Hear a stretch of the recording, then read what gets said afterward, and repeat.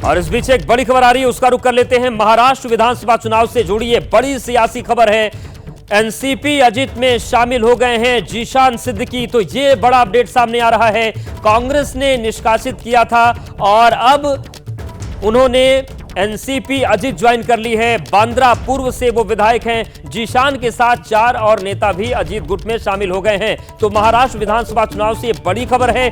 बड़ी खबर यह है कि जीशान सिद्दीकी जो कांग्रेस से विधायक रहे हैं, कांग्रेस से निष्कासित होने के बाद उन्होंने एनसीपी अजित ज्वाइन कर लिया है। आपको बता दें कि उनके पिता बाबा सिद्दीकी भी एनसीपी उन्होंने ज्वाइन की थी और अब बांद्रा पूर्व से विधायक जीशान सिद्दीकी जो कांग्रेस के टिकट पर चुनाव जीते थे, उन्होंने एनसीपी अजित ज्वाइन कर ली है। जीशान के साथ 4 और भी नेता एनसीपी अजित गुट से जुड़े हैं। तो यह बड़ी खबर आ रही है महाराष्ट्र की राजनीति से। और बड़ी खबर यह है कि कांग्रेस ने निष्कासित किया था जीशान सिद्दीकी को और अब इन्होंने एनसीपी अजित ज्वाइन कर ली है और यहीं से उन्हें टिकट एनसीपी अजित ने दे दिया है। बांद्रा पूर्व से ही वो चुनाव लड़ेंगे, लेकिन सिंबल अलग होगा और वो एनसीपी अजित गुट से ही चुनाव लड़ेंगे। बांद्रा पूर्व से विधायक हैं, कांग्रेस ने निष्कासित किया, लेकिन अब जीशान सिद्दीकी ने एनसीपी अजित ज्वाइन कर ली है और उनके साथ 4 और नेताओं ने ये पार्टी ज्वाइन की है। मृत्युंजय हमारे साथ जुड़ गए। मृत्युंजय, बड़ी सियासी खबर है और ये पूरी परिस्थितियां बन क्या रही थी? जी बिल्कुल, देखिए आज सुबह ही सुबह अजित पवार गुट में 5 नेता शामिल हुए हैं। इसमें से एक प्रमुख नाम जो इस समय चर्चा का है वो है बाबा सिद्दीकी के बेटे जीशान सिद्दीकी का, जो कि अब एनसीपी अजित पवार गुट में शामिल हो गए थे। देखिए बाबा सिद्दीकी ने कांग्रेस छोड़कर अजित पवार गुट ज्वाइन कर लिया था, लेकिन जीशान सिद्दीकी ने आधिकारिक तौर पर ज्वाइन नहीं किया था। उनके ऊपर क्रॉस वोटिंग का एक एमएलसी चुनाव हुआ था जिन पर क्रॉस वोटिंग का आरोप लगा था और उसके बाद कांग्रेस पार्टी ने कार्रवाई की थी।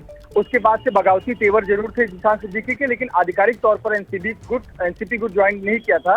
इसलिए आज सुबह आधिकारिक तौर पर वो शामिल हुए और अजित पवार ने उनको एबी फॉर्म भी दे दिया है। यानी मुंबई की बांद्रा ईस्ट सीट से जीशान सिद्दीकी एक बार फिर से उम्मीदवार हैं और इस बार एनसीपी अजित पवार गुट के उम्मीदवार हैं। बांद्रा ईस्ट का वो इलाका है जहां पर अभी कुछ दिनों पहले ही उनके पिता की उन्हीं के दफ्तर के सामने हत्या कर दी गई और बांद्रा ईस्ट वो इलाका है जहां पर मातोश्री यानी उद्धव ठाकरे का घर भी है। उद्धव ठाकरे ने वरुण सरदेसाई को अपना उम्मीदवार घोषित किया है।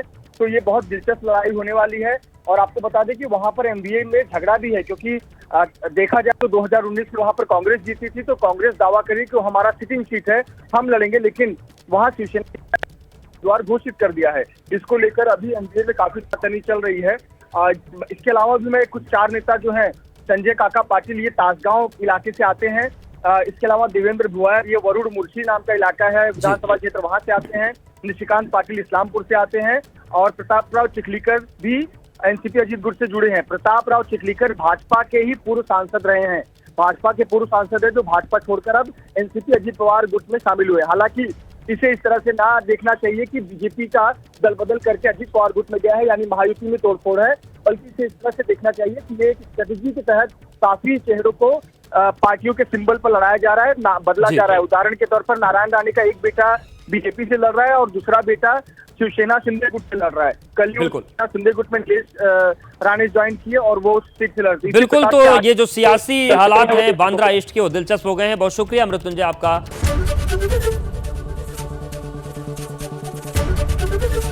एबीपी गंगा, खबर आपकी, जुबान आपकी।